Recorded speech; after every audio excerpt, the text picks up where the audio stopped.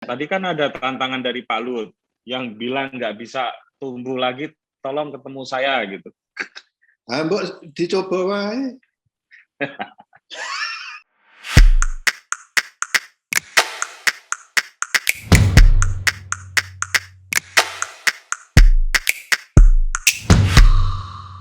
Halo, dengan saya Kepala Suku Mojo. Teman-teman, podcast kali ini tidak biasa karena kami harus patuh pada aturan pemerintah untuk tidak keluar kalau tidak penting sekali, dan kami menghormati narasumber kami sehingga tidak nyaman kalau harus bertatap muka. Kami harus menjaga itu juga, termasuk menjaga kesehatan kami juga sendiri. Kali ini kita lewat aplikasi Zoom untuk podcastnya. Tentu kalau ada segala hal yang kurang bagus gitu ya dinikmati, tentu saya minta dimaklumi. Dan di episode khusus untuk kali pertama saat ini adalah saya mewawancara Mas Ritmawan Pradipto. Beliau adalah salah satu relawan dan inisiator gerakan Sonjo. Jadi di Jogja dan di Indonesia, teman-teman, yang sering dilupakan adalah ketika masyarakat itu menghadapi shock dan krisis gitu ya, salah satu elemen yang paling penting ikut menyelesaikan, menanggulangi, dan memproses supaya menjadi lebih baik lagi adalah para relawan. Saya sangat kenal masyarakat di Jogja, dan kenapa saya memilih tinggal di sini karena keguyuban, toleransi, dan spontanitas sosialnya itu sungguh luar biasa. Waktu saya masuk di Jogja pertama kali, tidak lama setelahnya itu Gunung Merapi meletus. Saya waktu itu memang belum menjadi relawan karena orang baru begitu ya, masih nggak begitu paham. Tapi itu sudah membuat saya terkagum-kagum. Lalu ketika tahun 98, ketika saya menjadi aktivis, itu sungguh luar biasa. Masyarakat Jogja turun semua ke jalan membantu para demonstran, memberi perlindungan ketika berhadapan dengan polisi, menyumbang para mahasiswa dengan makanan. Karena waktu itu krisis ekonomi juga ya, uang dan lain sebagainya, dibantu banyak oleh masyarakat Jogja. Lalu ketika gempa Jogja, itu juga luar biasa. Gempa yang memporak-porandakan sebagian besar wilayah di Bantul dan sebagian lain di wilayah Jogja. Relawan dari mana-mana datang, termasuk dari Jogja sendiri, dan luar biasa, itu termasuk salah satu gerakan yang tercatat dalam berbagai penelitian sebagai salah satu gerakan relawan penanggulangan bencana yang luar biasa di Kota Gudeg ini. Kemudian Merapi saat meletus lagi, dapur-dapur umum, saya kebetulan waktu itu ngontrak di salah satu rumah gitu ya. Bu RT-nya mendatangi kami meminta agar kami terlibat di dapur umum. Kami terlibat di dapur umum. Saya kemudian bergabung dengan bapak-bapak setiap habis maghrib di pinggir jalan Kaliurang kita kerjasama membersihkan kendaraan yang lewat tuh biasanya ambulan, kendaraan para relawan, karena waktu itu debu Merapi memadati jalanan dan mengganggu pemandangan, maka dibantu masyarakat Jogja dengan menyiram mobil-mobil itu, terutama kaca bagian depannya. Nah, dapur umum bergerak terus-menerus, tidak berhenti, dan di berbagai lini masyarakat membantu. Itu semakin mengukuhkan saya ya, ini modal sosial masyarakat Jogja ini luar biasa begitu. Nah, di aksi Gejayan memanggil misalnya, saya juga melihat bagaimana warga di Gejayan dan sekitarnya bukannya memprovokasi mahasiswa, enggak. Justru mereka menyediakan minum, menyediakan, sebagian bahkan menyediakan penganan gitu. Membantu memarkirkan mahasiswa-mahasiswa, adik-adik mahasiswa yang demonstrasi dan lain sebagainya. Jadi sungguh modal ini besar sekali. Dan Mas Rikmawan ini bersama teman-temannya menginisiasi gerakan bernama Sonjo yang banyak berkiprah untuk membantu bagaimana COVID bisa ditanggulangi di wilayah Jogja. Dan yang terkenal dari Sonjo salah satunya ya, karena ada beberapa kegiatan adalah membuat shelter isolasi mandiri. Bahkan saya sempat ditawari oleh Mas Rikmawan untuk membuat shelter di Rembang, tapi karena saya nggak tahu kondisi di sana, saya tidak berani untuk menerima tawaran tersebut. Tapi Sonjo juga bikin shelter di sekitar Lingkar Muria. Jadi bukan hanya di Jogja. Nah, yang mengagetkan adalah kemarin bersama beberapa lembaga relawan yang lain, Sonjo termasuk salah satu gerakan relawan yang kemudian menyatakan kepada publik bahwa mereka tidak mampu lagi atau menyerah dalam konferensi persnya ya, dalam press release-nya gitu, dalam hal ini, dalam hal penanggulangan pandemi. Nah, saya mau bertanya banyak hal kepada Mas Rikmawan, sebetulnya apa yang terjadi dengan kata menyerah itu, dan ingin mengulik lebih banyak lagi tentang persoalan pandemi dan kebijakan pemerintah. Karena Mas Rikmawan ini adalah dosen UGM, beliau dosen di Fakultas Bisnis dan Ekonomi UGM yang kebetulan sangat mendalami bidang tersebut. Oke, teman-teman, langsung saja silakan nikmati obrolan kami, dan sekali lagi minta maaf kalau misalnya dalam hal teknis akan ada beberapa kendala. Tapi semoga substansi dari obrolan kami bisa Anda nikmati dan semoga ada pelajaran penting yang bisa kita petik bersama. Terima kasih, mari kita nikmati. Halo Mas Budut, jadi ini yang monggo Mas. jadi ini yang coba kami lakukan. Jadi mengapa sih Sonjo dibuat gitu ya? Karena sebenarnya pemahaman tentang ini, Mas, kita nggak akan balik lagi ke periode sebelumnya. Jadi ini memang kalau orang Jawa mengatakannya ganti zaman ya, Mas. Ganti zaman tapi dalam waktu yang sangat cepat sekali. Nah, kebetulan saya membicarakan PhD saya itu terkait yang seperti itu dan kaitannya dengan learning process sebenarnya.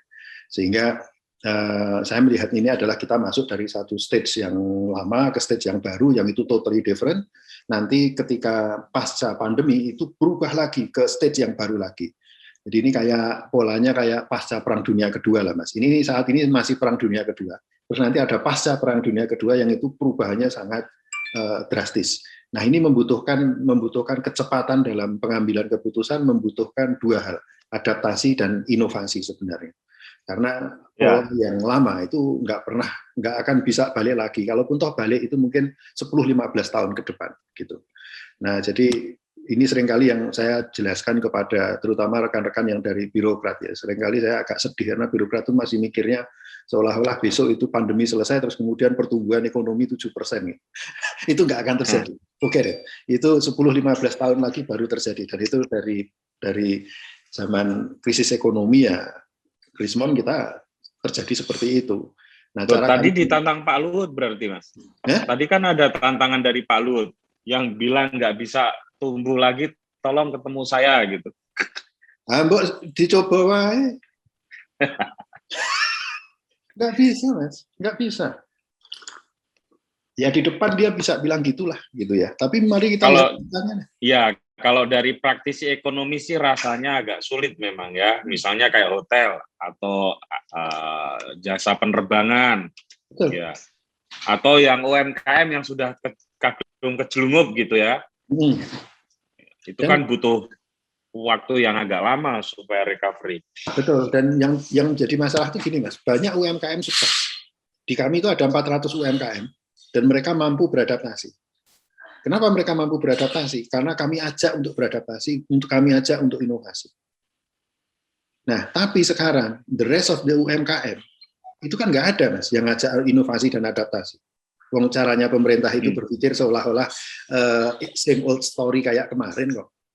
Mari kita lihat caranya bagaimana pendekatannya pariwisata. Pariwisata selalu didekati dengan mass tourism. Forget it, mass tourism itu adalah masa lalu, itu sebelum pandemi. Sekarang ini polanya adalah mau tourism mau dinaikin, bisa caranya dibuat eksklusif. Jadi yang masuk itu satu keluarga, gitu. Polanya begitu. Tapi harganya mahal. Jadi kemudian pendekatannya kan ada dua pendekatan, Mas. Kita mau ikut Nepal atau kita mau ikut Bhutan. Kita nggak bisa pakai Nepal, kita pakai Bhutan. Jadi orang yang datang ke Bhutan itu, Mas, itu orang kaya. Tapi mereka batasi itu. Mereka betul-betul batasi. Nepal itu backpackers. Apa yang terjadi? Sosial sistemnya bubar jalan itu sebenarnya. Belum lagi masalah macam-macam ya di situ ya, yang sosial masalah sosialnya banyak. Gitu. Nah, kami mendekati ini bukan sebagai bencana, sebagai perang, gitu. Nah, kenapa ini perang? Karena kita bicara common enemy. Cuma enemy-nya itu di mana? Enemy-nya itu within kita sendiri.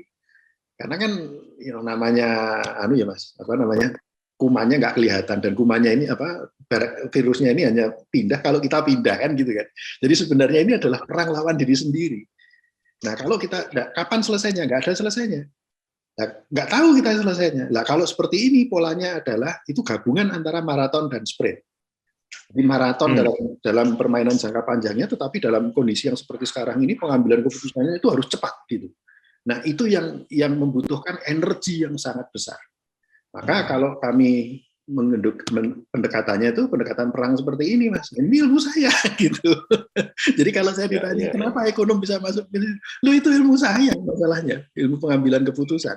Nah, itu pendekatan supaya bisa dijelaskan lebih dulu, Mas Rimawan ini latar belakang keilmuannya ekonomi apa gitu, Mas? Ya, jadi saya ekonom, saya mendalami yang namanya game teori, khususnya adalah learning in game. Nah, game teori itu adalah pengambilan keputusan secara interaktif. Nah, kemudian saya juga mendalami experimental economics, itu sisi aspek non ekonomi dari pengambilan keputusan. Dan yang terakhir saya juga mendalami namanya law and economics atau crime economics. Jadi ekonomika kejahatan gitu. Nah, yang sekarang ini saya pakai itu adalah gabungan antara game teori dan experimental economics. Jadi aspek manusia, aspek budaya saya dekati, tetapi bagaimana cara mengambil keputusannya itu dengan menggunakan game teori tadi, Mas. Gitu. Nah, balik lagi ke sini, strateginya cuma 3 ini, Mas. Benar. Expect dan unexpected dari sudut dampak, solusinya harus inovatif, ya. Kemudian yang ketiga adalah mobilisasi sumber daya. Nah, mobilisasi sumber daya, saya tidak mendekat ke pemerintah. Sonjo itu nggak ada duit, Mas. Nggak ada duit. Jadi dulu 0, sekarang ya 0. Jadi saya melihat sumber daya itu, saya ingin menjelaskan pada gini ya, saya riset lama terkait dengan sistem penggajian dan KPI PNS, ASN. Yang menurut saya itu salah total, yaitu adalah penyerapan anggaran. Penyerapan anggaran kok dipakai KPI, itu madness. Nggak ada teorinya, Mas. Teori ekonominya nggak ada. Anggaran itu kan hanya input, Mas. Masa input dipakai untuk KPI? KPI itu ya outcome. Kalau kami, KPI-nya outcome. Dananya nggak ada. Loh, bukankah ada Jerbasuki Mawabeo? Betul, Jerbasuki Mawabeo, tapi yang namanya resources itu tidak harus uang. Nah, ini yang ingin saya jelaskan kepada masyarakat dan saya buktikan melalui Sonjo. Bahwa sebenarnya tanpa uang pun banyak hal bisa kita deliver. Gitu. Gitu. Itu yang sebenarnya terjadi. Dan kalau kita lihat ya, Mas, APBN kita itu cuma 1/7 dari GDP, Mas. Ya. Jadi untuk apa kita mendekat ke pemerintah? Pemerintah nanti pasti duitnya ya juga bermasalah, gitu kan? Sekarang mencoba memobilisasi sumber daya dari masyarakat untuk membantu pemerintah. Nah, seringkali yang terjadi kan gerakan kayak begini Mas, posisinya. Tangan di bawah. Kami enggak, tangan kami di atas. Kenapa? Karena kami tidak menerima apapun. Kami hanya memberikan sesuatu. Jadi di sini ada pemerintah, di sini ada masyarakat. Inilah yang disebut dengan state. Inilah disebut dengan nation, negara. Jadi saya ingin mengembalikan lagi ke kontrak sosial yang dulu. Karena yang selama ini terjadi kan masyarakat itu gini ya Mas, non sewu. Ya, ya. Itu loh. Nah, saya ingin menunjukkan pemerintah yang memberi, masyarakat yang menerima kan gitu. Menerima. Nah, sekarang posisinya enggak. Masyarakat itu bisa ngekei kok. Gitu. Nah, sekarang posisinya misalkan hubungan kami dengan pemerintah Bantul, Sleman, bahkan dengan Kemenkes gitu ya. Posisinya bisa sejajar. Jadinya mitra. Jadi saya tuh bisa mengatakan, Bapak punya masalah apa? Oh, cari shelter. Oke. Apa yang Bapak cari? Saya cari gedung. Oke, saya yang akan lobby. Gitu Mas. Saya lobby Mas. Saya WA beberapa tempat gitu ya. Begitu mereka sepakat, saya lapor ke Pak Kadinkes. Kenapa? Karena tentu peran-peran seperti ini tidak bisa nggak bisa kan Mas, Pak Kadinkes kemudian WA Pak Rektor dan saya bisa pinjam. Ya kan nggak bisa Mas. Itu kan ada batas-batas birokrasi yang sulit ditembus. UGM yang nggak bisa begitu, atau universitas nggak bisa begitu, birokrat juga nggak bisa begitu. Nah, peran ini kan kemudian kami ambil. Tapi itu kami tidak minta apapun, karena memang di sini tidak boleh ada penerimaan. Nah, mengapa seperti itu? Karena intinya itu ada di sini Mas sebenarnya. Jadi kalau kita bicara soal Sonjo itu ini misinya ya, membantu masyarakat rentan dan berisiko. Prinsipnya adalah integritas, transparansi, empati, dan sinergi. Nah, yang dua itu mengapa? Integritas dan transparansi, simpel sebenarnya. Karena awalnya Sonjo itu adalah dari gerakan anti korupsi dosen-dosen di UGM. Ya, jadi saya ini beberapa kali itu mengorganisir demo dosen gitu ya. Kalau demo dosen bela KPK saya selalu ada di situ. Jadi sejak Cicak Buaya 2 saya terlibat. Puncaknya adalah di 2017 ketika kami berhasil 1.109 dosen UGM tanda tangan di kasusnya Setnov, dan terakhir saya demo adalah ketika HP saya dihack. Oh, pernah dihack juga? Yo, saya pernah dihack. Mas cari pemberitaan sekitar pertengahan September 2019 ketika saya menolak revisi Undang-Undang KPK, dan kemudian HP saya dihack karena pada saat itu saya mampu mengumpulkan 2.000 tanda tangan dalam waktu 3 hari. Dosen se-Indonesia. Nah, itulah yang kemudian jadi embrio sebenarnya dari Sonjo. Sehingga ketika kita buat WA group gitu, tinggal tanya Pak Sigit, Fakultas Hukum itu, saya digawe. Nah, udah digawe. Itu teman-teman ya itu aja kan Mas. Terus kemudian kita buka, seperti biasa kita buka, semua orang jadi admin gitu ya. Kemudian, nah itulah kenapa dalam waktu 2 minggu kemudian jadi 7 WA group. Itu bermula dari situ. Gitu. Makanya di sini kami jelaskan masalah integritas dan transparansi. Makanya kami tidak ada dana dan kami tidak bisa mengelola dana karena pengelolaan dana itu dilarang oleh OJK untuk, ya ini kan organisasi tanpa bentuk ya sebenarnya. Jadi itu kami menunjukkan sekarang modalnya Sonjo itu apa? Hanya satu, trust. Nah, trust diperoleh dari mana? Dari integritas dan transparansi. Tidak ada dusta di antara kita di Sonjo. Semuanya serba terbuka. Dan itu dimulai dari apa? Tidak boleh ada aliran dana masuk. Loh, kok sekarang Sonjo bisa nyalur-nyalurkan? Itu bukan uangnya Sonjo. Itu adalah kita kerjasama dengan Lazisnu dan ACT dan YRN dan lain sebagainya, rekan-rekan SIP dan lain sebagainya kita kumpulkan. Lalu kemudian kalau seringkali ada orang datang kemudian Mas saya mau membantu Sonjo, saya mengatakan ini nggak bisa bantu Sonjo. Mas maunya apa? Saya mau membantu shelter. Oke, uangnya dimasukkan aja ke Lazisnu. Nah, nanti kita tanya shelter yang butuh apa. Jadi kami nggak kelewatan duit sama sekali Mas. Gitu Mas. Ya, jadi itu yang kemudian membangun trust itu sebenarnya di situ. Dan sekarang sudah ada beberapa rekan yang misalkan kayak kemarin Bu Prof Adi Utarini itu konser, tiba-tiba WA saya, Mas Rim, saya mau konser, nanti hasil keuntungan dari konser semuanya 100% ke Sonjo. Nggak pernah terpikir, Mas. Benar seperti itu. Ini yang Meridian juga begitu, di bulan November kalau nggak salah kita diajak lagi, Mas Rim, nanti kita akan keuntungan dari sini akan kita bantu untuk Sonjo lah, monggo kalau seperti itu. Nah, itu yang terjadi, Mas, sebenarnya. Apalagi ya, ini pendekatan kami ini sih. Nah, ini sekarang kami sudah 20 WA group gitu. Kita masuknya di 3 bidang, kesehatan, ekonomi, pendidikan gitu. Dan ini adalah upaya untuk menciptakan barang publik. Jadi dalam kondisi tidak krisis itu yang banyak itu adalah barang private, barang privatnya. Tapi begitu krisis itu harus dijembatani dengan barang publik yang banyak. Nah, untuk apa? Untuk menurunkan transaction cost. Gitu. Nah, dengan cara seperti itu diharapkan ekonomi tetap berputar, Mas. Kesehatan terjadi, pendidikan tetap jalan.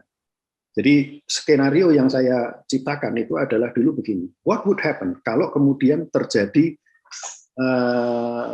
lockdown yang ketat? Waktu itu saya cuma berpikir begini, lockdown ketat boleh, tapi saya cuma minta satu konsesinya. Apa itu? Ojol jangan ditutup, itu aja. Begitu ojol tidak ditutup, itu perekonomian kami bisa putarkan. Karena sampai sekarang ini kami melakukan transformasi dari transaksi fisik ke transaksi daring. Kami punya namanya EPS, itu ada 400 UMKM ada di situ. Mereka jualan di situ.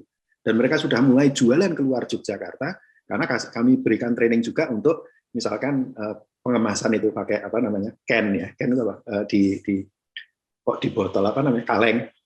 Kemudian ada ya, vakum frozen dan lain sebagainya. Jadi UMKM di Sonjo itu dia jualannya di Jogja, tapi dia bisa menjangkau seluruh kota-kota besar di Indonesia.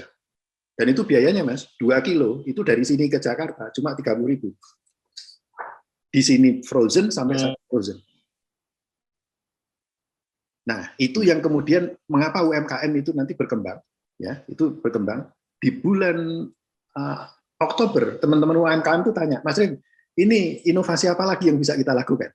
Nantangnya begitu. Ya. Nah, terus di bulan Maret itu sudah ada mulai yang ekspor. Jadi maksud saya adalah kalau kita punya affirmative action dengan cara 2 hal tadi, adaptasi dan inovasi, apa sih ekonomi yang nggak jalan? Jalan, Mas. Cuma caranya memang beda. Cuma caranya jangan berpikir kemudian growth jadi 7%. Bahwa kita akan survive, ya intinya tuh di survival. Bukan kemudian high growth. No, kalau high growth lupakan deh. Karena kita memang polanya sekarang nggak mungkin untuk high growth, Mas. Mimpi tuh orang kalau bicara high growth. Saya sepakat dengan Jack Ma ya. Jack Ma mengatakan kalau tahun-tahun ini Anda bisa bertahan aja. Itu tuh sudah achievement. Betul. Dan itu terjadi di teman-teman Sonjo. Nah, ini yang saya belum melihat ini dari pemerintah. Cara kerjanya itu harusnya kan adaptif dan inovatif. Itu yang saya belum lihat. Padahal mereka punya anggaran gede. Kalau kebijakan kayak PPKM gitu, itu gimana, Mas? PPKM untuk situasi mana ini? Kan saya harus detailkan. Yang sekarang ini PPKM darurat. Oke.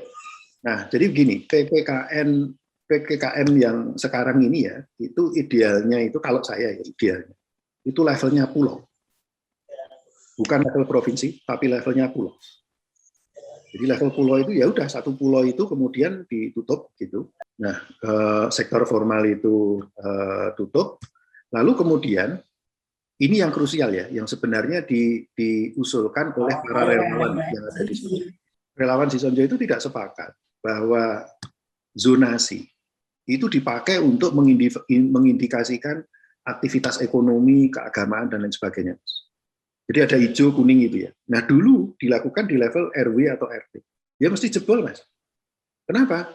Lah orang itu perginya, kalau kita di Jogja aja ya, itu kan orang dari Bantul kerja di kota, Mas. Orang di Bantul kerja di Sleman. Kita batasi mobilitasnya per RW RT. Come on. It doesn't make any sense. Yang perlu dilakukan adalah kemudian zonasi, oke, tapi zonasi itu adalah untuk intervensi COVID. Tapi kebijakan terkait dengan masalah keagamaan, ekonomi, dan lain sebagainya, idealnya seragam. Monggo. Nah, lalu ini Mas, yang pernyataan bersama tentang relawan merah, itu apa lebih detailnya Mas? Jadi gini Mas, itu intinya adalah kita ini untuk menunjukkan ya, jadi saya mungkin tunjukkan ini. Program kesehatan kami itu sebanyak ini, 12 bahkan sebenarnya. Tapi sekarang saya macet program ini. Kenapa macet? Karena seluruh lini relawan itu dalam kondisi tertekan semua. Situasinya adalah rumah sakit penuh, shelter kabupaten penuh, shelter desa itu sudah sebagian besar penuh. Shelter desa ini shelter desa ini untuk OTG, ya, itu sudah penuh. Sehingga sekarang yang terjadi adalah teman-teman itu pada isoman di rumah-rumah. Isoman di rumah-rumah itu adalah sebenarnya pilihan yang sangat berat untuk diambil karena banyak rumah kita itu tidak layak untuk isoman sebenarnya. Konsekuensinya adalah maka akan banyak korban itu nanti di rumah-rumah, wafat di rumah. Nah, kalau wafat di rumah, siapa yang akan merukti jenazah? Nah, yang merukti jenazah itu adalah teman-teman di Satgas Desa.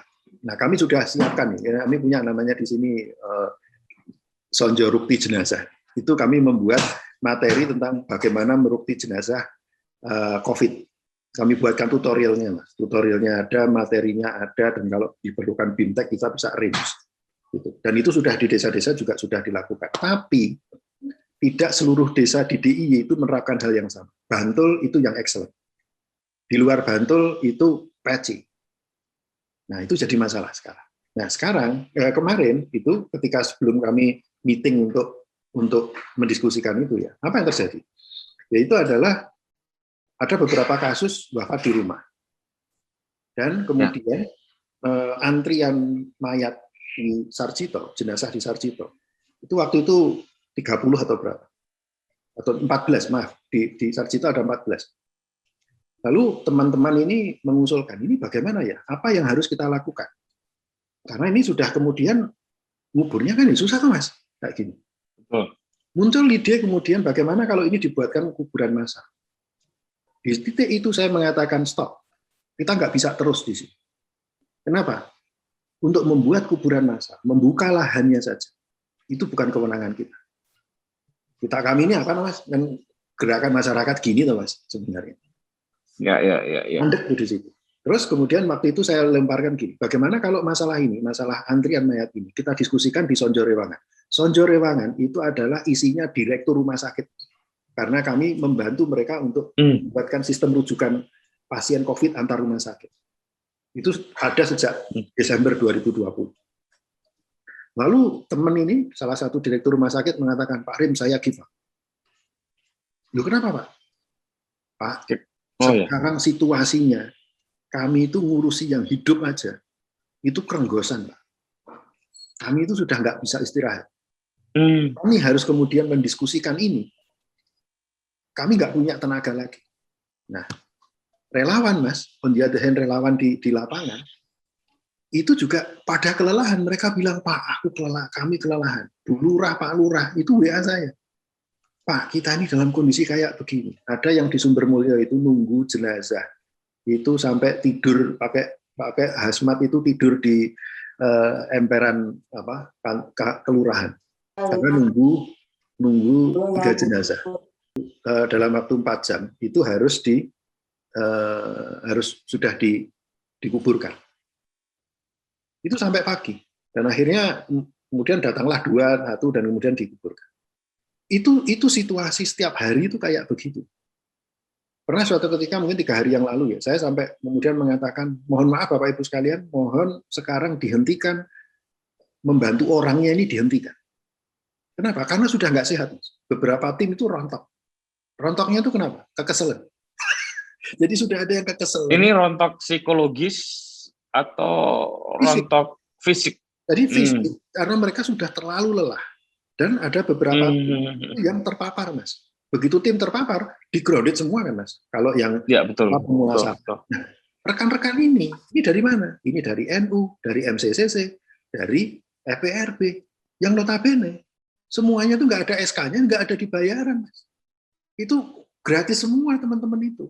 Ya itulah istilahnya. Karena kebaikan mereka aja. Sehingga waktu kita meeting itu saya mengatakan, Pak, di Sonjo itu biasanya saya bisa dari ini ya 11 program, saya bisa mix, Mas. Itu dengan mudah. Itu ketika kapasitas itu masih bagus. Tapi begitu teman-teman mengatakan ini lelah, berarti kan saya nggak bisa memix lagi. Artinya apa? Saya berada dalam boundary di mana kami nggak bisa gerak lagi. Lebih dari ini nggak bisa. Jadi yang bisa kami lakukan ya udah program-program yang ada aja kami lakukan. Tapi kalau diminta lebih dari itu, I cannot do it. Kapasitas kami tutup, ya kapasitas kami sudah penuh. Yang kedua, banyak hal itu yang sebenarnya kalau kami melangkah itu butuh otoritas. Dan otoritas itu yang punya adalah pemerintah. Ini yang terjadi di Jogja, ini kan terjadi juga di hampir semua kota di Pulau Jawa lah, ya. Ya. Nah, masih bisa pertanyaannya bukan gitu.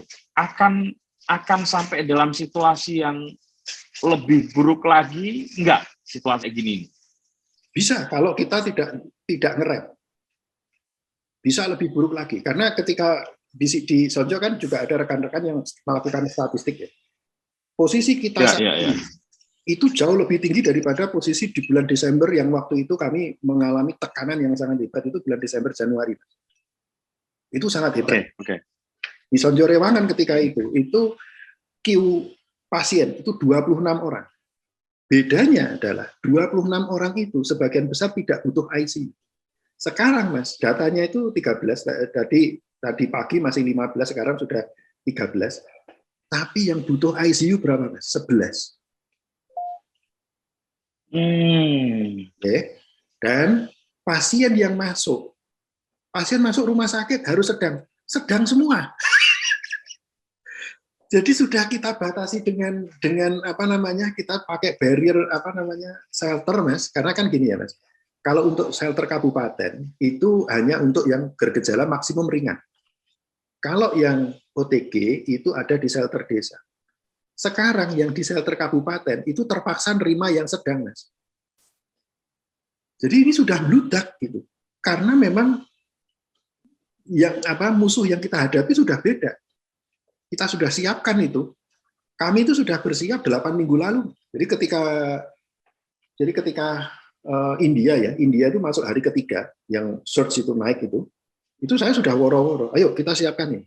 Kita siapkan. Yang kita coba propose waktu itu kita aktifkan lagi itu adalah shelter.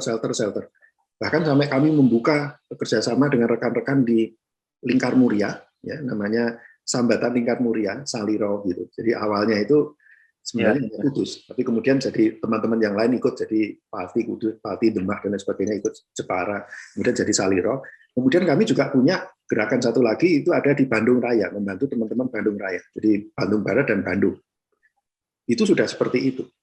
Yang kami dorong sama semuanya, siapkan shelter karena ini nanti akan kena hit kita. Hanya masalah waktu kena hit. Karena kami belajar dari Januari sampai Maret ya di Indonesia gitu.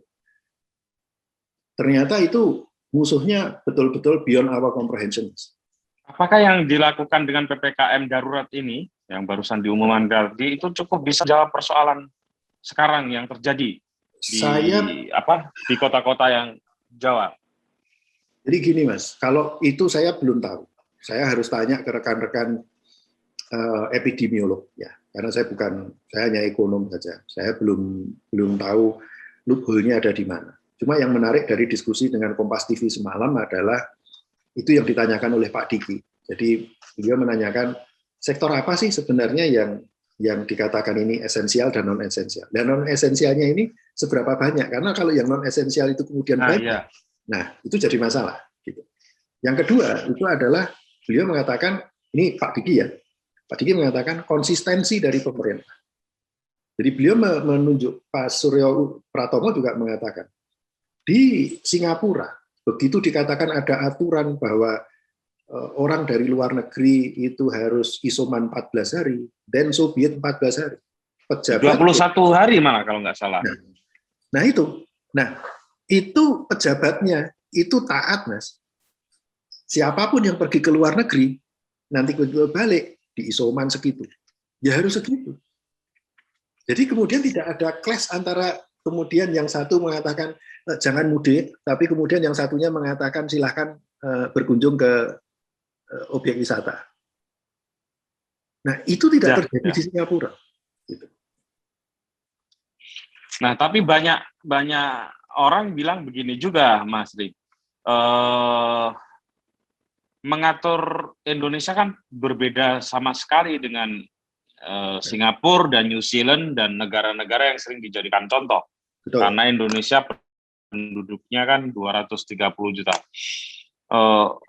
Cukup kuatkah argumen itu atau sebetulnya masih bisa diatur? Atau kita menyerah saja sampai kondisinya bisa separah kayak sekarang ini? Sekarang begini, kalau menurut saya, mengapa kita tidak melihat India? India itu sekarang ini situasinya dalam waktu mereka tuh hampir 500.000 loh, Mas. Puncaknya itu 450.000 sehari. Sekarang berapa? Itu 60.000 per hari. Memang dalam skala Indonesia itu masih gede, tapi dari skala India itu sudah drop, nggak karu-karuan itu. Apa yang mereka lakukan? Yang mereka lakukan kemudian adalah 3T-nya kuat. Ya, 3T-nya kuat, vaksinnya dikencengin. Sekarang vaksin kita dikencengin, tapi 3T kita yang jadi masalah. Kenapa 3T-nya masalah? Karena kita pada mabuk politik pimpinan daerahnya. Kalau kita mau jujur-jujuran, Mas, mari kita buka-buka. Coba Mas cari sekarang di DIY ini aja. Ya. Berapa tes rate Anda? Coba tanyakan itu sebelum adanya pandemi dengan sesudah adanya pandemi. Ya, sesudah ada ini. Yang saya tahu adalah hanya ada 2 daerah itu yang champion. 1 Bantul, 2 Sleman. Sleman itu 1,87 per 1000, Bantul itu 1,2 per 1000.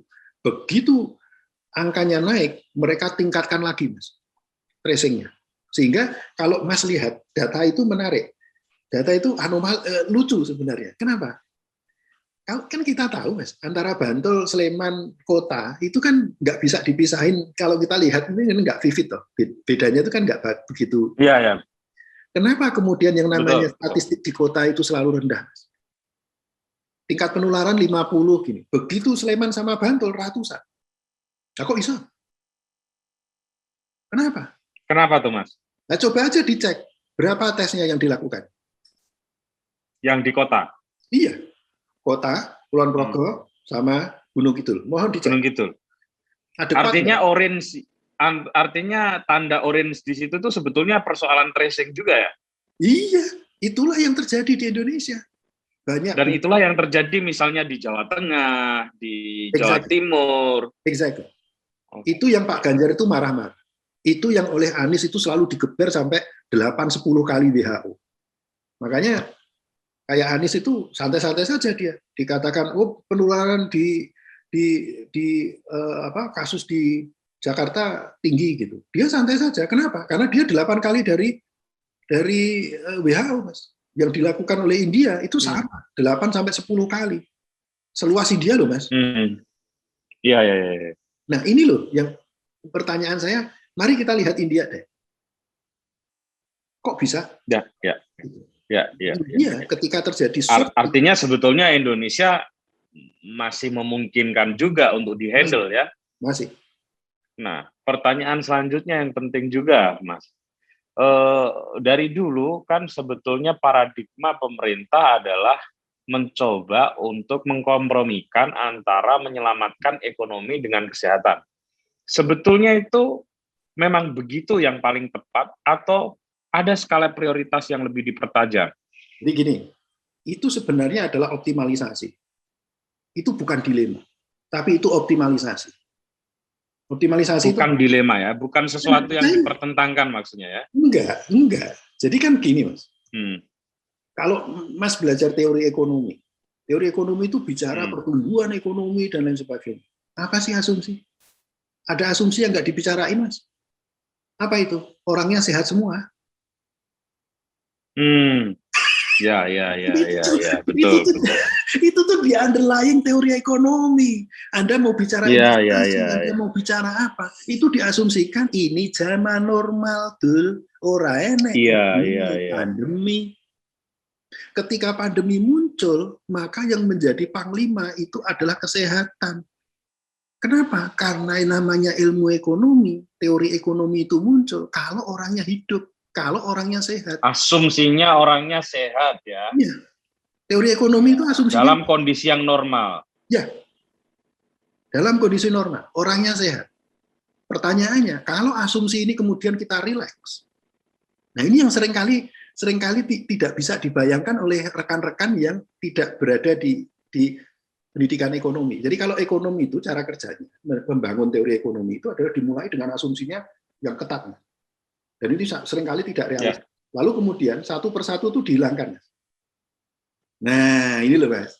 Satu persatu itu dihilangkan. Kemudian kita bisa memodelkan bagaimana kondisi yang ada di lapangan itu dari modeling. Gitu.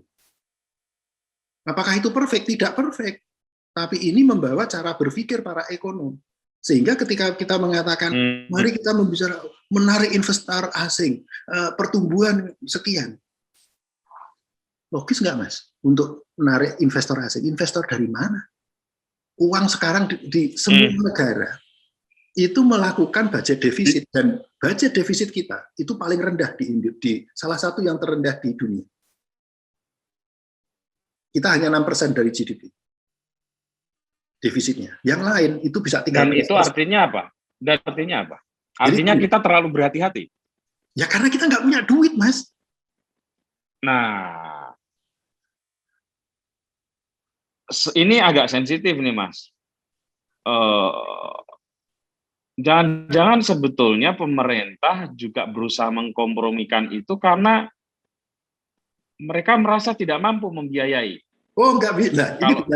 Ini beda lagi. Jadi gini. Nah, beda lagi ya. Coba kalau yang ini gimana tuh? Jadi gini. Jadi misalkan gini. Singapura begitu muncul kayak begini, dia lockdown. Dan dia mengatakan kami bayari setiap individu di negara itu. Inggris juga begitu. Ya. Itulah kemudian mengapa budget mereka itu defisitnya tinggi, Mas.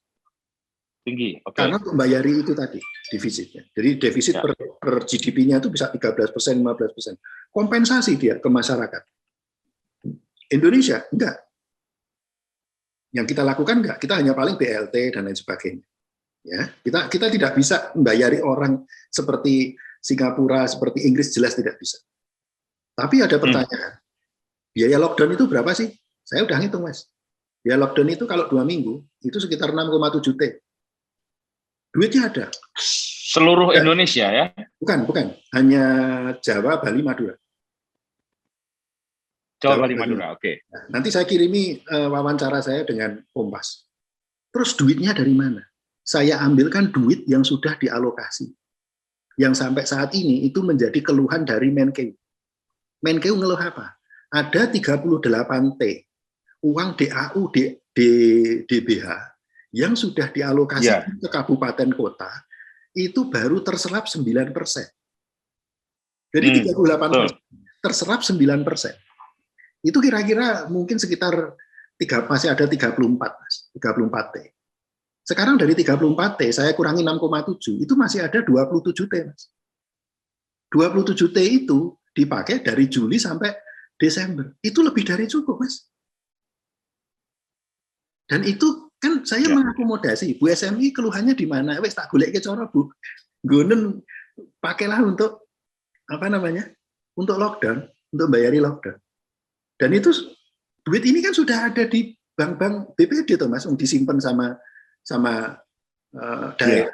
Tapi ini masalahnya levelnya bukan di provinsi. Ini adalah levelnya di kabupaten.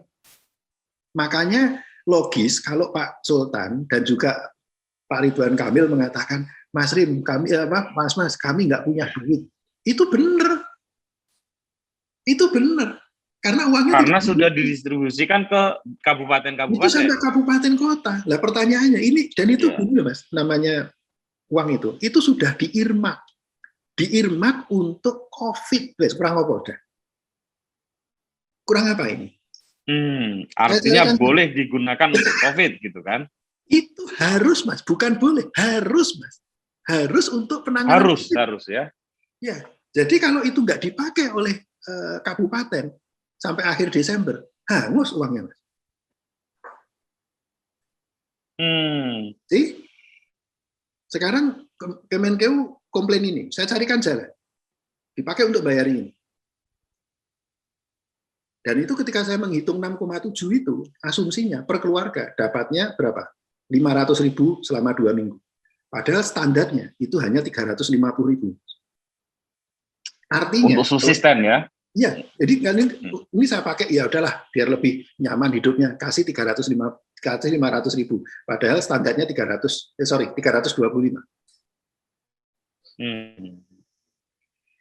Jadi kalau orang mengatakan, loh Mas, berarti itu bisa untuk dipakai 3 minggu. Lah monggo kalau mau dipakai 3 minggu. Tapi itu uang ada, 6,7. Artinya dari berbagai sisi sebetulnya kita mampu sebetulnya ya menanggulangi ini. Ya. Itulah jadi kalau di Sonjo, Mas, juknya itu selalu, loh semua ini kan tergantung tiga huruf. M-A-U. Mau. Ya. Mau atau pertanyaannya, kenapa tidak mau? Saya tidak tahu. Saya tidak tahu pertimbangannya, Mas. I don't have a clue, Mas. Ya. Kalau situasi ini ya, kalau Mas Rim membayangkan ini dengan maksimum, kalau dengan PPKM darurat ini dilakukan dengan optimal begitu. Dampaknya gitu maksudnya. Halo?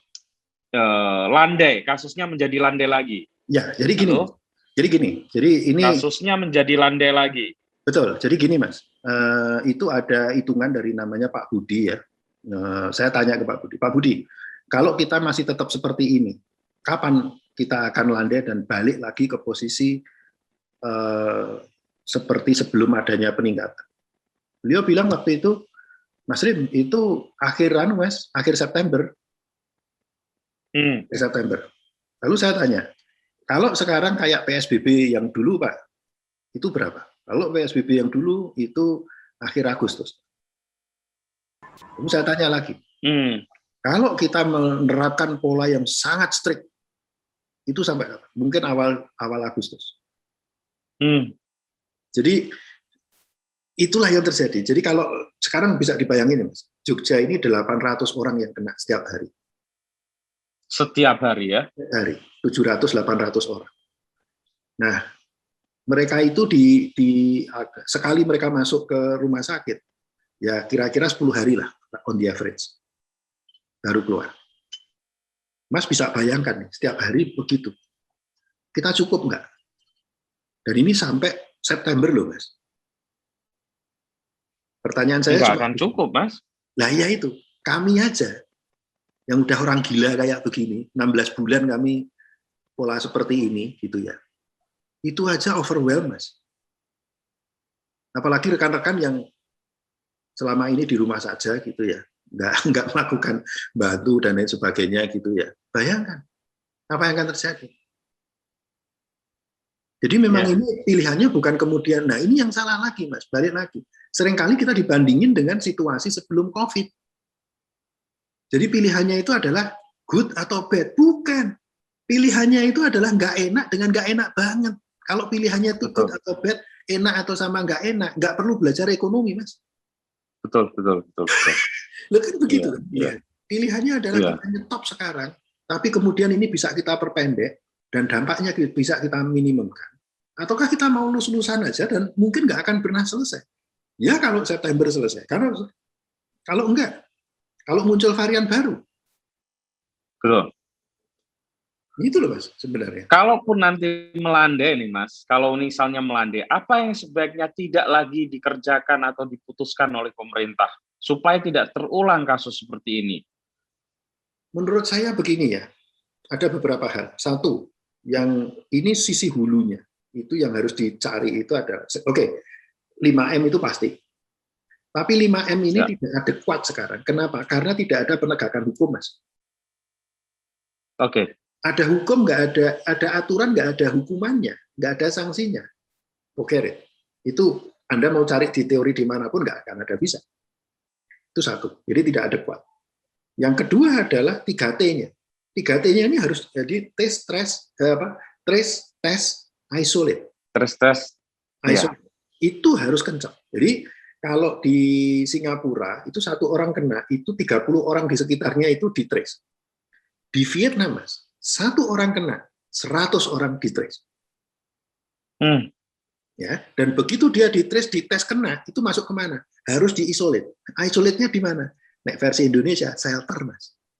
Shelter. Nggak bisa di rumah. Kalau di rumah, itu kayak yang dikatakan Pak Ganjar. Mas Ganjar benar itu. Itu jadi voluntarily terinfeksi. Karena sebagian rumah di Indonesia, ya mohon maaf, Mas, rumah di Indonesia sebagian besar tidak memenuhi standar untuk isoman. Gitu. Iya. Lalu hanya di wilayah tertentu lah, kayak di perumahan saya itu masih bisa terhandle ya. Tapi di rumah yang lain kan nggak bisa. Nah itu aja asumsinya. Tidak ada di situ, tidak ada bayi dan tidak ada yang komorbid, Mas. Begitu ada 2 itu nggak bisa juga. Betul. Nah, jadi strict kan sebenarnya. Jadi inilah yang perlu dilakukan. Jadi kalau kita bangun shelter itu, ya itu sisi hilir ya. Nah, sisi hulunya apa sekarang? 3T-nya harus diperkuat. Ya. 3T itu diperkuat dan tidak boleh ada penurunan test rate. Jadi test rate harus minimum sama dengan WHO. Menurunkan itu biasanya hanya sisi politik. Kenapa? Karena orang mengatakan, tempat saya kan hijau, tempat saya tidak merah. Tapi kan itu sama saja dengan bom waktu, Mas. Bom waktu yang tumbuh, bayangin. Ya. Kelihatannya nggak ada masalah, tapi itu sebenarnya banyak. Nah, yang dilakukan oleh India itu benar. Kenapa? Test rate-nya dinaikin. Begitu ini gede, dinaikin test rate-nya. Memang angkanya tinggi, membuat orang horor semua. Tapi itulah yang terbaik. Kenapa? Karena kemudian akan ketahuan siapa yang sakit, siapa yang tidak, dan yang sakit kemudian diisolasi dari yang tidak. Jadi kalau detection rate-nya itu diturunkan, itu hanya ilusi kemudian. Ilusi bagi kita sendiri. Jadi menurut saya, di seluruh Indonesia, itu pola shelter itu harus dikembangkan. Kenapa? Karena jujur saja, rumah sakit kita tidak adekuat. Investasi ke rumah sakit selama ini itu tidak banyak. Sehingga harus ditutup dengan shelter ini. Ini, apakah ini the best strategy? Bukan. Cuma nggak ada alternatifnya. Saya tahu itu bukan yang terbaik, tapi kita sebagai bangsa Indonesia ini gak ada duit, Mas. Ya wes lah, wong jenenge wong gak ada duit ya seadanya kan gitu. Tapi kita berusaha ke situ. Tidak punya banyak pilihan lah kalau orang nggak punya uang itu. Jadi dan yang ketiga. Nah ini juga agak terus Mas yang ketiga. Jadi yang ketiga itu kemudian adalah konsistensi pemerintah dalam kebijakan. Dan di sini ketika bicara konsistensi, mohon maaf, kebijakan antara satu kementerian dengan kementerian lain, mohon ini di-inline-kan. Jangan kemudian yang satu kemudian mengatakan kita dalam kondisi krisis, yang satu mengatakan di bulan Agustus semuanya harus masuk sekolah tanpa ada kompromi. Ya. Mari berkunjung ke tempat-tempat pariwisata. Pendekatannya adalah mass. Ya. Itu loh yang jadi masalah. Gitu. Ini yang harus ditata. Jadi kalau ini tidak konsisten, mohon maaf, masyarakat Indonesia itu adalah masyarakat Mas? Bukan paternalistik. Kita itu nonton yang atas. Itu ciri di Asia Nonton yang atas. Ya. Di Asia Tenggara itu ciri lead by example. Nah, ini yang harus kita pahami. Nah, kita di awal pandemi kan pemerintah maupun ini sebetulnya terus mengingatkan bahwa ini adalah suatu saat nanti akan new normal lagi. New normal lah kehidupan kita, the next life gitu ya. Tapi persoalannya menjelang bulan-bulan kemarin itu idiom new normal itu sudah nggak ada lagi. Tuh. Jadi sudah seakan-akan mau balik ke normal yang tidak new lagi gitu. Itu gimana tuh? Nah, itu juga begini ya, ketika new normal itu dijelaskan di bulan Mei 2020, itu pun kita dalam kondisi epic curve-nya naik. Itu yang jadi masalah.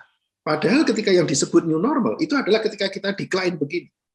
Barulah kita bicara new normal. Tapi itu pun penuh dengan adaptasi. Nah sekarang grafiknya naik, dibilang new normal. Lalu kemudian ada pilkada, ada ada pilkada, ada rentetan dari long weekend dan lain sebagainya. Ketika itu yang membuat di bulan Desember itu kami tuh kayak segini, Mas. Nah ini sekarang ini 2 kali 3 kali lipat, Mas, dari beban di bulan Desember. Waktu itu saya ketika mempersiapkan 2 bulan lalu saya mengatakan kita belajar dari Desember dan Februari. Mari kita lakukan lagi. Kita pernah mengalami itu, mari kita lakukan lagi, kita siapkan dengan lebih baik. Dengan persiapan lebih baik aja, Mas. Kita masih kedodoran kayak begini. Saya nggak bayangin di daerah lain yang nggak ada gerakan-gerakan kayak begini, Mas. Ya. Pertanyaan yang terakhir, Mas. Yuk. Tapi sekaligus sensitif juga ini. Apakah pandemi sekarang ini yang terjadi di Indonesia memungkinkan terjadinya failed state? Itu semua serba mungkin ya, Mas. It depends on us. And especially it depends on the government.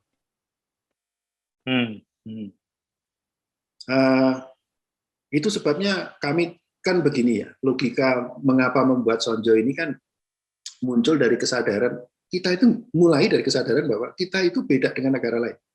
Kita nggak punya duit. Karena pemerintah nggak punya duit, mari kita bantu. Nah, disinilah letak state, di mana state itu adalah tidak hanya pemerintah, tapi dunia usaha dan masyarakat. Itu bersatu. Royong. Ya. Nah, tapi sekarang ini, elemen kayak kami nih, seperti tadi saya katakan, itu tidak bisa maju lagi, karena di depan kami itu sudah boundary-nya itu adalah masalah otoritas. Yang itu beyond our reach, itu bukan hak kami juga. Kewenangan kami bukan. Kalau itu kami ambil, yang terjadi, Mas, itu adalah konflik horizontal. Nah, terus apa untungnya kami, Mas? Konflik horizontal. Nah, sekarang pertanyaannya, masyarakat di Indonesia kalau mau dilihat dimanapun, kami itu pernah diundang WHO, Mas. Bicara tentang Sonjo, bicara tentang yang terjadi di mana namanya, di Bantul dengan shelter-shelter itu dan sistem itu sampai WHO pusat kita seminar, Mas. Gitu. Nah, dan mereka mengakui bahwa di Indonesia berbeda pendekatannya karena masyarakatnya aktif. Jadi masyarakat yang aktif, yang kurang kerjaan kayak kami ini, itu ada di Indonesia, gitu kan? Nah, sekarang pertanyaannya, equation apa lagi yang ada masuk? Tinggal satu, peran pemerintah. Karena masyarakatnya sudah, jadi kalau kami diminta lebih lagi, Mas, kita udah nggak bisa. Kalau kami diminta lebih lagi, itu sudah nggak bisa. Nah, sekarang dari elemen itu yang kemudian harus aktif memimpin.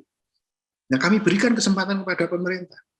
Karena kami sudah mentok. Yang kami lakukan hanyalah program-program yang biasa kami lakukan, program-program reguler. Tapi program yang extraordinary, ini adalah kewenangan pemerintah. Kalau misalnya nih, Mas Prim, dipasrai Presiden Jokowi, apa yang harus dikerjakan untuk menanggulangi ini supaya grafiknya menurun dan landai? Peran pemerintah harus kuat. Dan untuk itu tapi apa ininya? Kebijakannya apa tuh? Ya kalau saya balik lagi. Meskipun saya misalnya Anda yang ditunjuk nih, bukan Pak Luhut nih. Kalau saya kan begini ya, kalau saya ditunjuk saya nggak akan mau. Kenapa? Karena saya lebih baik lebih optimum berada dengan Sonjo kayak begini nih. Karena saya bukan birokrat gitu ya. Tapi yang perlu dilakukan sekarang adalah sebenarnya perlu decisive decisive. Jadi policy-nya harus decisive, harus afirmatif. Ngomong dengan banyak orang, ngomong dengan para pihak, dan menjelaskan bagaimana jalan pemerintah, dan itu harus konsisten. Sebenarnya ada yang menarik ketika kemudian ada pergantian dari Pak Terawan ke Pak Budi Gunawan Sadikin. Ya, jujur saya amazed dengan cara beliau handle masalah, menjelaskan kepada masyarakat, dan di dalam penjelasan kepada masyarakat itu tidak ada dusta di antara kita. Itu yang dilakukan oleh Pak Budi Sadikin. Dengan bahasa yang beliau pandai mengemas, sehingga kemudian yang dijelaskan itu sebenarnya masalah yang sangat berat, tapi beliau tuh mampu mengambil diksi yang kemudian mudah dicerna orang dan tidak menyebabkan orang itu stres. Nah ini jelas seperti ini bukan saya, Mas, orangnya. Kalau saya terlalu vulgar ngomongin. Terlalu jujur ya, terlalu jujur. Ya, Pak Budi Sadikin itu memiliki kemampuan diplomasi yang hebat, dan menurut saya menarik bahwa ketika beliau menjelaskan misalkan apa kurang, dulu kan ada ya, apa ya kalau nggak salah itu tesnya kurang atau apa nggak adekuat, itu beliau jelasin. Ketika virus Delta masuk, itu beliau juga jelasin. Dan Kemenkes kemudian mengeluarkan meme-meme yang kecil-kecil, poster-poster itu ya, flyer-flyer itu ya, dan itu diikuti orang. Nah, inilah yang perlu figur seperti ini sebenarnya. Saya tidak ingin mempertentangkan antara Pak Luhut dengan Pak Budi Sadikin, bukan di situ. Saya menunjukkan bahwa ini loh yang sebenarnya perlu dilakukan. Jadi ini persis kayak polanya itu ya memang kayak ketika dalam kondisi kayak gini, kayak pola militer ya, Mas, atau pola di dapur ya. Kalau saya lebih familiar di dapur. Kalau di dapur itu chefnya itu ngomong terus, Mas, memberikan komando. Nah, yang kami di belakang ini cuma mengatakan yes chef yes. Jadi nggak ada mengatakan no atau posek itu seorang Mas. Yes chef yes. Itu yang dilakukan karena dulu saya masak di Inggris. Ya. Jadi kemudian yang atas ini betul-betul melakukan cara pengambilan keputusannya adalah bam. Nah, saya ingin bicara satu hal. Apa itu? Ada kesalahan mendasar dari kita. Yaitu apa? Kita tidak rely on science. Selama ini.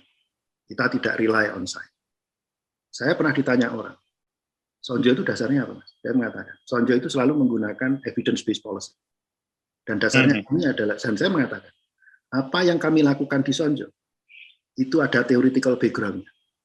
Hanya saja tidak kami ungkapkan. Lalu saya ditanya lagi, mengapa perkembangan Sonjo bisa cepat? Saya tidak tahu, tapi satu hal yang kami lakukan adalah kami sudah memahami teori. Orang-orang di Sonjo itu banyak yang dokter dan lain sebagainya, mereka profesional. Kita minta advice. Begitu kita minta advice, yang muncul adalah krem de la crème dari advice itu. Karena kita berhadapan dengan orang yang tahu teori, punya pengalaman dan lain sebagainya, sehingga ketika saya tanya Pak Riris Andono Ahmad, dia akan keluar dengan teori terbaiknya dia. Saya tanya Pak Taryo, dia akan muncul dengan teori terbaiknya dia. Lalu, apa yang kita lakukan? Kita lakukan eksekusi. Tapi artinya ini apa? Artinya sama aja dengan kelihatannya, yang kami lakukan hanya eksekusi. Bukan. Yang kami lakukan adalah 3 kali berpikir, 1 kali eksekusi. Loh, kok bisa cepat? Karena teori itu sudah embedded di rekan-rekan orang-orang profesional ini. Ini seringkali, mohon maaf ya, saya seringkali itu jenggah aja kalau ada orang mengatakan, lu ngomongin teori. Loh, kalau Anda itu denial terhadap teori, keblasuk-blasuk loh mesti. Betul, tidak ada panduan. Iya, nggak ada panduan. Jadi misalkan kayak gini, saya selalu ditanya, kok bisa banyak orang bergerak? Loh, simple. Ketika saya ngajak orang bergerak, itu kan coordination. Di dalam coordination game, itu ada yang disebut the first mover advantage. Itu every single game, every single coordination game, itu pasti the first mover advantage. Jadi apa yang bisa kita lakukan? Ya saya jalan duluan. Ya saya harus memberikan contoh.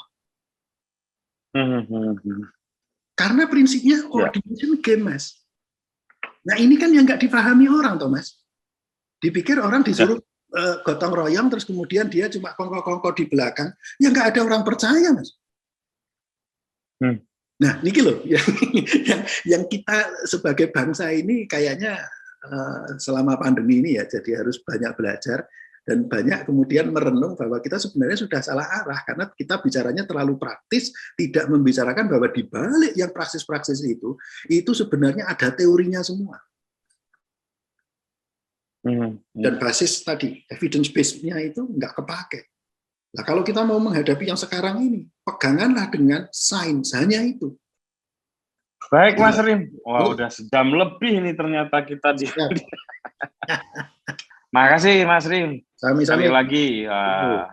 Terus selanjutnya sebelum dengan merahnya ini, what next nih yang akan dikerjakan oleh Sonjo? Kalau kami tetap melakukan program-program yang bisa kami lakukan, Mas, gitu. Ya sementara ini kalau nolong orang ya nolong orang sebisanya aja. Gitu. Ya karena dengan kapasitas teman-teman ya nggak bisa lagi. Gitu. Jadi kalau training buat shelter dan lain sebagainya, BIMTech itu kami buat. Sekarang malah kami mengembangkan kayak telemonitoring, Mas. Jadi telemonitoring dari pasien yang isoman. Oh, oke. Ya, telemonitoring. Nah, itu penting sekali itu. Nah itu kita. Nah, tapi berarti pernyataan menyerahnya itu apa tuh berarti? Yang lebih dari itu kan kami nggak bisa, Mas. Jadi misalkan kalau sekarang banyak isoman itu meninggal. Terus nanti decision berikutnya dari situ apa? Kan kami nggak bisa, Mas, itu. Oh, ya, yang bukan berarti berarti menyerah terus udah nggak melakukan apa-apa lagi ya. Jadi kami tidak bisa maju lagi. Kami hanya bisa yang cuma di sepanjang ini aja yang bisa kami lakukan. Tapi nggak bisa sepanjang koridor yang ada aja ya. Ya. Nah ini butuh pemerintah ini. Kalau bukan pemerintah nggak bisa. Betul. Baik Mas Rim, terima kasih banyak ya. Sama-sama. Kesehatan selalu. Terima kasih atas sharingnya. Monggo bareng-bareng.